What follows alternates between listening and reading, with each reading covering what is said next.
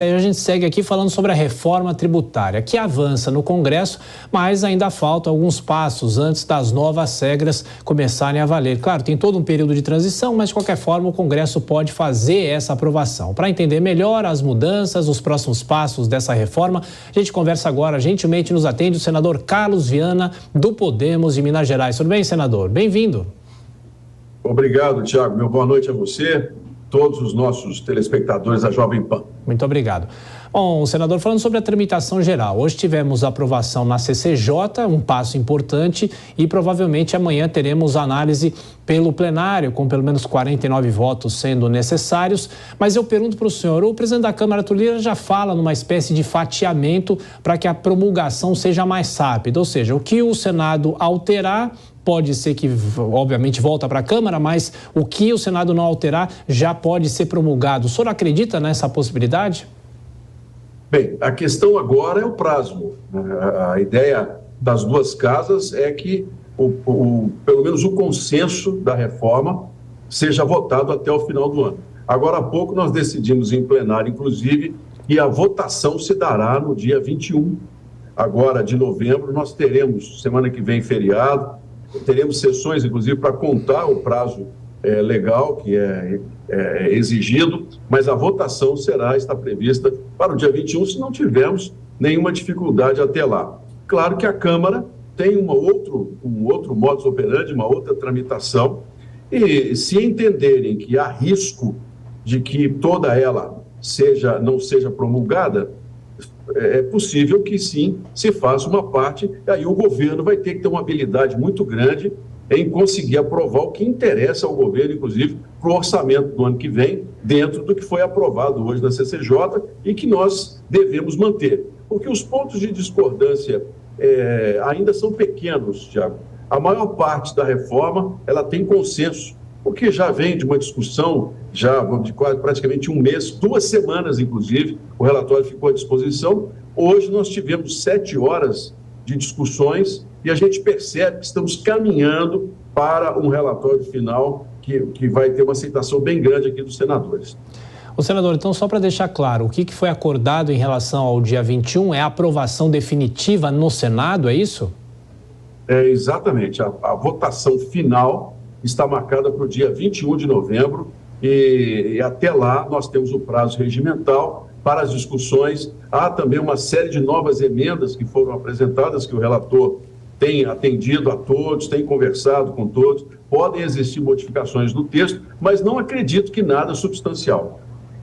Ô, senador, só mais uma questão. Aproveitando a nossa grande audiência, alguns pontos da reforma tributária ainda não ficam muito claros, não estão muito claros. E um item é o cashback do botijão de gás. Como que isso vai funcionar? A pessoa que comprar o produto recebe uma porcentagem de volta? Bem, hoje é muito simples, Tiago, pela questão dos CPFs e principalmente pelos sistemas de controle que nós temos das notas fiscais e das vendas. Claro que será definido pela Receita qual vai ser o modus operandi. Eu, por exemplo, sugeri que o cashback ou a devolução dos recursos, ela pudesse ser feita através da conta de luz, por exemplo.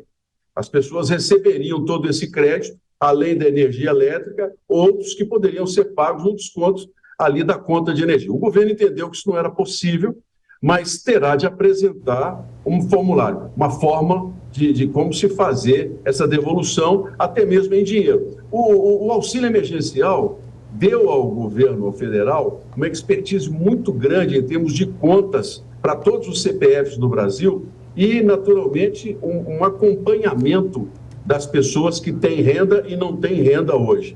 Vai ser um processo mais demorado, mas plenamente possível de se atingir e devolver esse dinheiro. Se vai ser numa conta, por exemplo, da Caixa Econômica Federal, que hoje ela é para todos os brasileiros, né? Todos os CPFs do Brasil têm uma conta digital na Caixa, por exemplo, o governo pode utilizar essas contas para fazer a devolução. O governo pode fazer isso em termos de crédito, por exemplo, em outras coisas, ficaria mais difícil, mas é plenamente possível essa questão da devolução. O ideal seria que, a minha opinião, a minha visão, é de que nós fizéssemos isso por um único meio, conta de energia elétrica. Ajudaria muito a quem ganha pouco, e seria muito mais fácil, inclusive, de ser controlado pelo governo junto das distribuidoras de energia no país. Mas nós vamos aguardar, naturalmente, a votação para que a gente possa entender como a Receita Federal irá fazer essa devolução e o grupo de trabalho que está sendo criado, né, em relação às definições que virão posteriormente à votação. Ô senador, o senhor tem obviamente muita experiência política no Congresso Nacional. Quantas décadas a gente ouve falar sobre a necessidade da reforma tributária, mas alguns economistas vêm ponderando, dizendo que o Brasil corre o risco de ter o maior IVA do mundo. Esse também é o discurso da oposição aí no Congresso, que o IVA pode passar de 25%.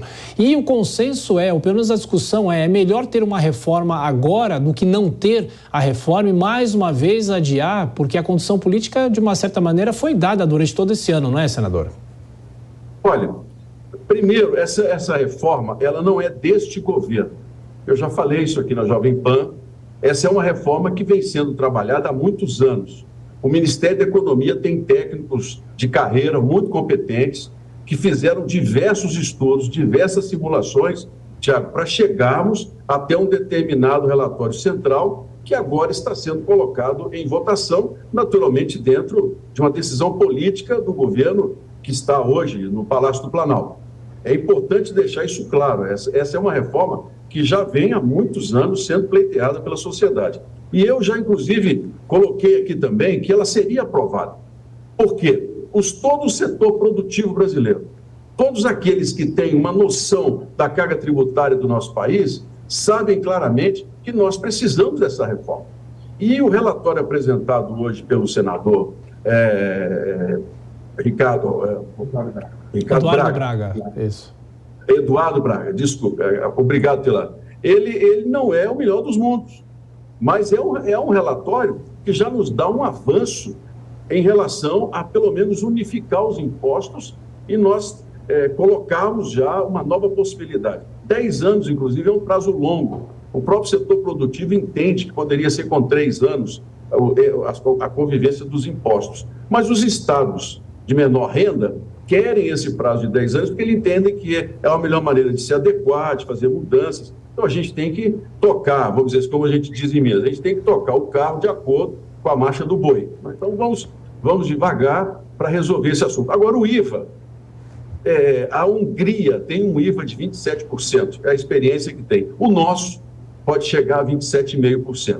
Aí vamos dizer, é o maior IVA do mundo, mas nenhum país é complexo como o Brasil é complexo. Nós temos aqui, né, uma condição, assim, um arcabouço tributário de décadas, talvez de séculos, que nós estamos tentando agora unificar para dar um primeiro passo. Se nós chegarmos a 27,5% do IVA, vários setores estarão pagando menos do que se paga hoje no sistema que está em uso no nosso país. Portanto, a crítica é natural, é verdade, poderíamos fazer uma reforma mais profunda. Futuramente, eu acredito que essa reforma caminhará para as cobranças eletrônicas.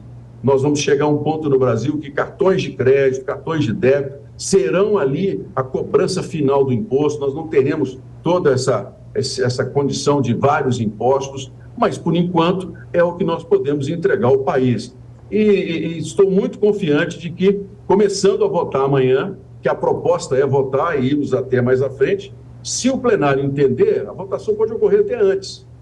Se houver um consenso, porque são muitas as emendas que nós temos que estão, inclusive, destacadas. O que é isso? Emendas que foram apresentadas, o relator não acatou, e amanhã, a partir de 2 horas da tarde, nós vamos ter que começar a discutir. Né? A ideia do presidente é fazer a votação amanhã. Eu volto a dizer, eu não acredito. A minha opinião é que nós vamos até o dia 21, que é o que está conversado entre os líderes, todos aqui, nós teremos tempo suficiente para poder votar. Mas, é claro que essa é uma casa do diálogo. Podemos caminhar para um acerto até antes do prazo e entregar ao Brasil a reforma para que a Câmara possa agir. Senador Carlos Viana, do Podemos de Minas Gerais, falando sobre a reforma tributária. Muito obrigado mais uma vez, senador.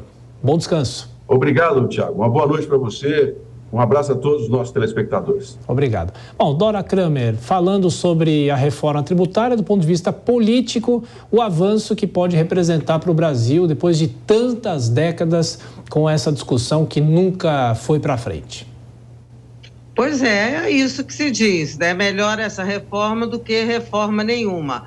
Lá no começo do jornal eu estava dizendo que esse fatiamento, explicando, né, o que poderia ser esse fatiamento que realmente poderia acelerar e responder aquela pergunta, Tiago, que você me faz todo dia. Vem cá, vai ser aprovada esse ano a reforma? Agora, com essa entrevista do senador, eu já fiquei em dúvida, porque o Rodrigo Pacheco afirmou o tempo todo que a votação, ele esperava a votação para esta quinta. O senador que me pareceu mais realista, tá? Né? Porque, é claro, o Rodrigo Pacheco bota ali uma expectativa, aí tem feriado semana que vem, ele já fala em 21, né? O senador Eduardo Braga, você já vê que tem uma discordância ali com relação ao fatiamento. Ele acha, se eu entendi, que o tal do fatiamento proposto, o que é? Vota o que tem em acordo, promulga o que tem em acordo e aí deixa o que não tem, o que está em desacordo para ser aprovado, sei lá, no começo do ano que vem e tal. Mas parece que o senador Eduardo Braga acha que isso põe em risco a própria execução da reforma. Então, eu já tenho as minhas dúvidas. Agora, diante desse quadro, que o ministro da Defesa dá nota 7, mas acha bom, porque o atual sistema é nota 1 e 2. Se isso for aprovado no início da legislatura seguinte, do ano que vem, também ninguém vai morrer, né? O acordo que foi fechado, inclusive, agora há pouco, é para que haja realmente uma aprovação rápida, para que tudo seja aprovado junto, ao mesmo tempo, sem necessidade de ficar fazendo divisões. Mas é uma questão política, né? Pois é, eu tenho um receio, quando se fala de fatiamento, eu compreendo, né, a lógica de você ter um fatiamento para que você tenha alguma coisa que de fato seja aprovado mais rapidamente, mas o meu receio é que eventualmente pontos que sejam complementares ou que deem lógica acabem um sendo aprovado no fatiamento e outros não. Aí nós teremos situações de um corpo que tem a mão, mas não tem o braço, que tem o pé, mas não tem a perna. E com isso a gente pode fazer essa reforma tributária nota 7, que para mim seria um nota 5, acabar tendo a sua nota diminuída e a sua melhora diminuída, e com isso a gente acabe não tendo o avanço que a gente poderia ter tido no Brasil, se talvez fizesse uma coisa um pouco mais pensada e fizesse talvez o que a Dora colocou, de deixar para fazer essa aprovação no primeiro semestre do ano que vem.